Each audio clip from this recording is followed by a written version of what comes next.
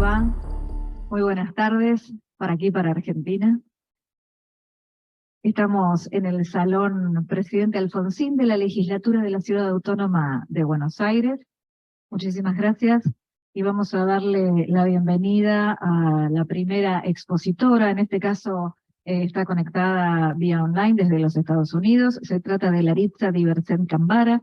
Ella es abogada cubana de derechos humanos y activista pro democracia. En 2010, la señora Diversent fundó Cubalex en La Habana, una organización sin fines de lucro que se especializa en brindar asistencia legal a víctimas de violaciones de derechos humanos. Ha presentado casos ante la Comisión Interamericana de Derechos Humanos y el Sistema de Derechos Humanos de la ONU. Fue una de las activistas de la sociedad civil que se reunió con el presidente Obama durante su histórica visita a Cuba en 2016.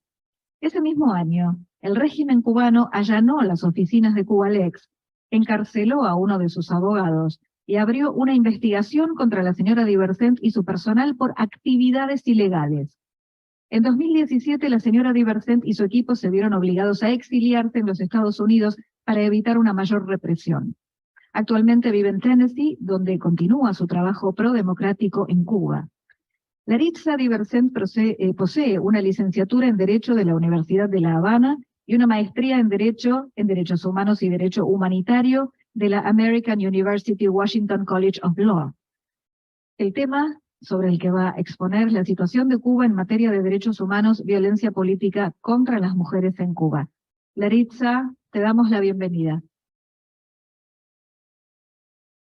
Muchísimas gracias por la invitación a participar en este evento y tener la oportunidad de compartir la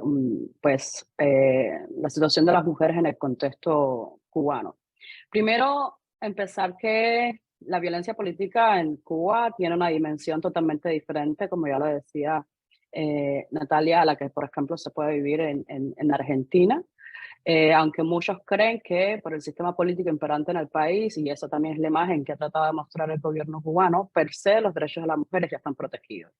Pero lamentablemente, por ejemplo, las mujeres no tienen libertad, por ejemplo, para asociarse.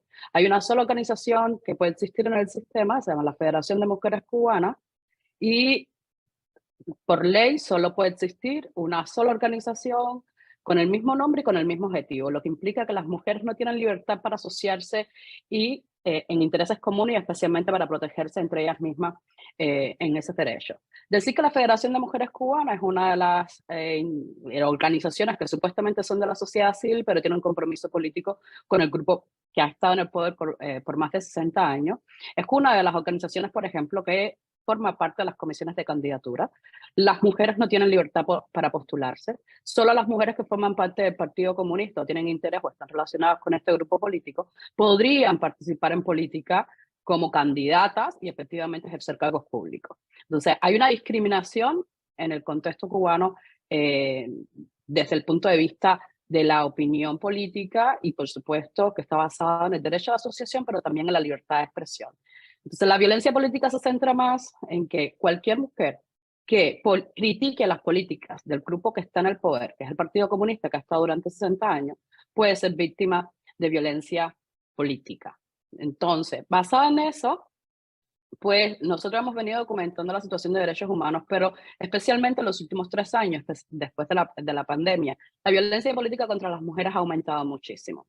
Y eso es algo que ha sido preocupación por diferentes grupos de sociedad civil, teniendo en cuenta, por ejemplo, que el Estado ha vendido muchos proyectos de leyes que supuestamente deberían beneficiar a las mujeres, ha incluido dentro del Código de Familia la violencia, pero la ha reducido la violencia de género al contexto doméstico, al contexto familiar, intrafamiliar, es decir, en una norma que es en ese espacio, ignorando totalmente la violencia institucionalizada que se ejerce especialmente contra las mujeres defensoras de derechos humanos, que tienen derecho a participar en la formulación de políticas públicas, que es otro de los aspectos de la participación en los asuntos públicos, en lo que las cubanas no tenemos derechos libremente si no formas parte o no estás comprometido con la ideología del grupo político en el poder. Esa es una de las principales diferencias que podemos encontrar, que si bien no hay libertad para que las mujeres se postulen y participen en política de manera directa, representando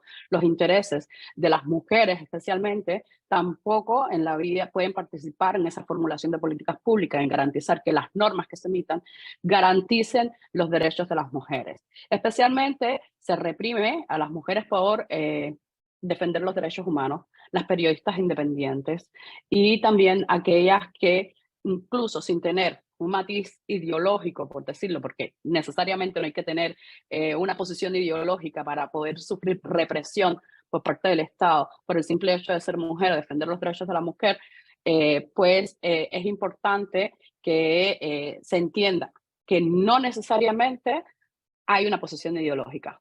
Siempre que se critique el status quo que ha impuesto el Partido Comunista en torno al derecho a las mujeres, puede haber una causa de persecución política, de violencia política específicamente. Ese es uno de los primeros puntos que contrastar la realidad que existe dentro de el contexto cubano, ¿no? Que si bien no hay libertad para que podamos ejercer la política, ocupar cargos públicos o lanzarse a cargos públicos, sí por expresar nuestras opiniones respecto a esas políticas, especialmente las políticas que tienen que ver con la protección de los derechos de la mujer, sí puede ser causa de represión dentro del sistema cubano. A raíz de eso, y especialmente, como dije, en el contexto de la pandemia y sobre todo la crisis económica que ha vivido el país y que ha empeorado la situación de derechos humanos, la mujer ha tenido un rol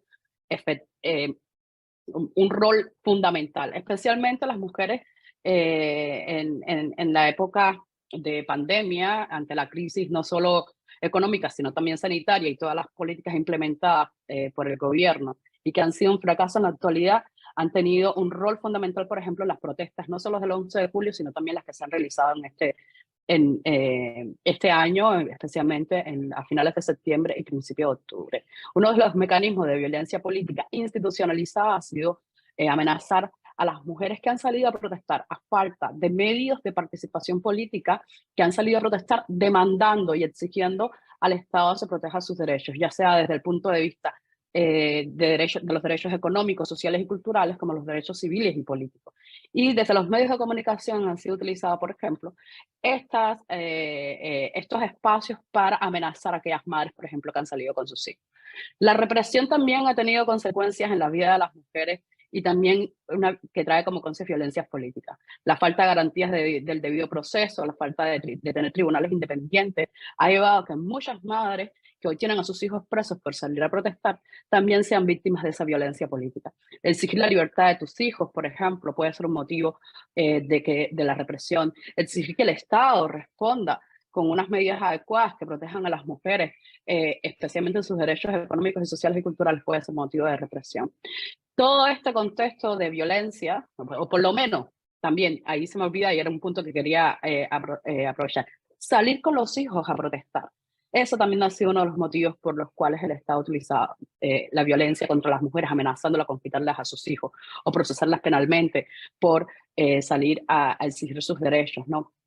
Esto es uno de los contextos, pero el más preocupante de todo esto son aquellas mujeres que deciden iniciar proyectos que tienen que ver con la cuestión de género y que son reprimidas no solo con detenciones arbitrarias, interrogatorios, en los que también se utilizan prácticas y técnicas de tortura, especialmente con las mujeres activistas. Tenemos grupos de mujeres que forman parte de organizaciones que no están registradas y que han sufrido durante años persecución por parte del Estado.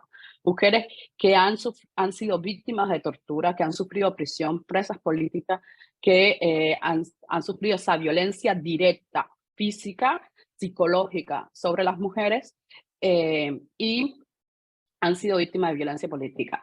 Esto es para dar final a un poco a lo que quiero llamar la atención en este caso y compartir especialmente con ustedes, es que la violencia política en el contexto cubano, a pesar de verse diferente, como lo expliqué al principio, sigue siendo basada en la cuestión de género, en el derecho de las mujeres o todas las iniciativas que hemos desarrollado adelante para defender ese derecho de las mujeres. No solo las mujeres que quieren participar en derechos en política o que tienen aspiraciones que vale la pena, tenemos derecho a tener aspiraciones a ocupar cargos públicos, también aquellas que quieren participar en la formulación de políticas públicas para que las leyes se respeten esos derechos, pero también aquellas mujeres que no tienen otros medios para poder garantizar o llegar a que se respeten sus derechos. Estamos hablando acá de todas las mujeres cubanas y con eso quiero finalizar y muchas gracias también por la invitación.